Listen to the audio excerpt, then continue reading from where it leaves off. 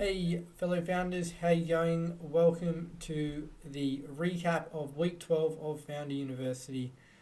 The last official week of the program has now concluded.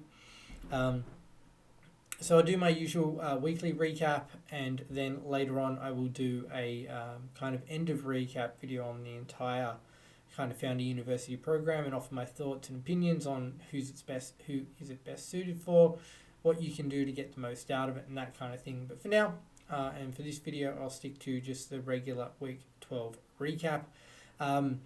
So although the official program's finished, we do still have the opportunity to pitch the launch team, and then from that, there's about 60 people pitching. Around 20 or so will be selected to pitch Jason directly, and then from that, maybe a handful will have the opportunity to get a $25,000 investment for essentially 1% equity.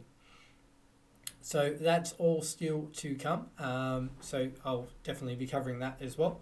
But for the kind of week 12 recap, kind of what was the main focus, there was a presentation by Heidi Braun, who's the Director of Operations at Launch, around data room essentials and due diligence. So it was quite an informative session. It's not something I'd looked at previously in too much detail. I'm aware, obviously, of what a data room is and generally speaking what you should have there. But Heidi really laid it out in a clear and easy to understand manner, and went through and mentioned why certain documents should be there. Obviously, the usual ones like documents of incorporation and stuff for your company, financials and stuff. But then also mentioned some other things that perhaps I wouldn't have thought to put in there. Things like branding, like logos, colors, typography, just so it's like this central source of everything. And whether that's of interest to an investor or not, they might not ask, but hey, at least you have all of this stuff in one central location, so it's easy to replicate and share with people if they need it.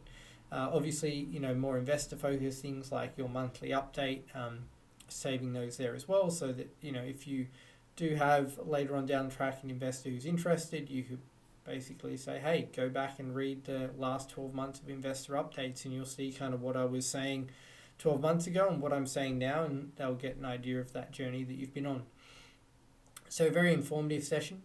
In terms of the work kind of load this week, most of the focus for myself has been on continuing to iterate on the product. So we're in conversations with a couple of other companies to use Oqire, and they've shared some initial feedback that was on our roadmap, but just accelerating, bringing that forward and trying to incorporate it into the product so that I can accelerate that conversation and hopefully get one or two more users onto the platform.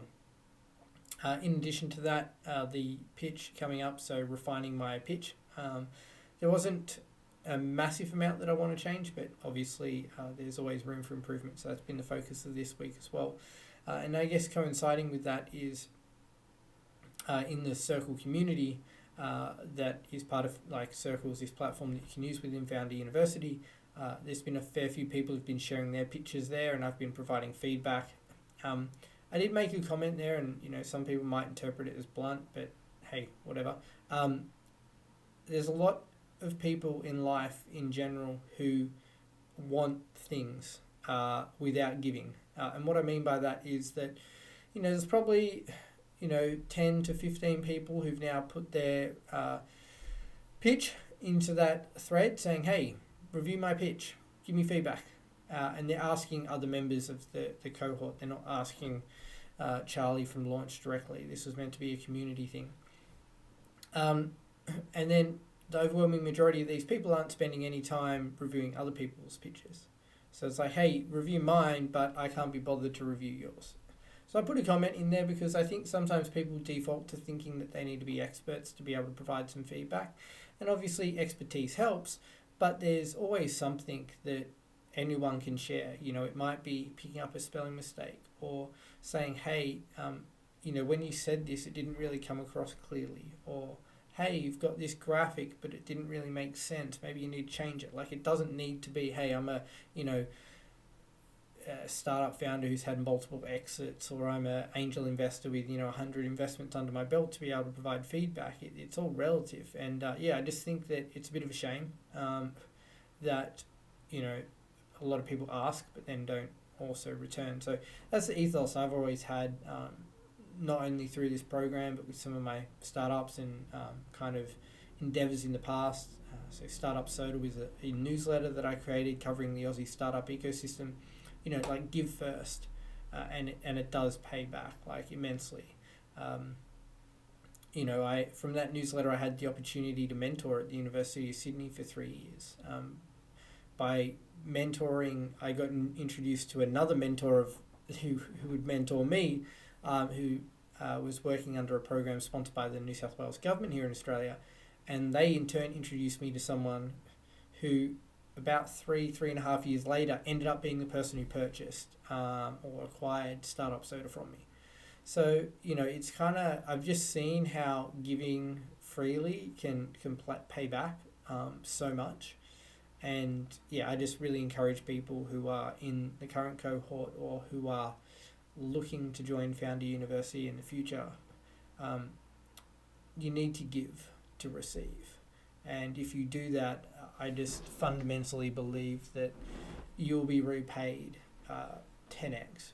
It might not happen straight away, right? Like that story I just shared, it was 3.5 years or something before that guy turned around and, literally just asked me, he's like, hey, Startup Soda available for sale. I want to buy it.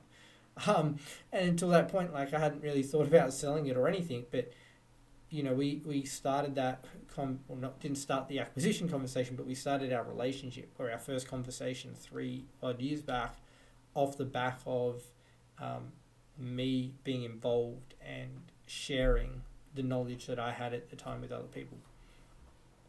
So yeah, it's a bit of a ramble, but I just, really believe in that. So as I said, if you're going into Founder University next cohort, definitely look to do that.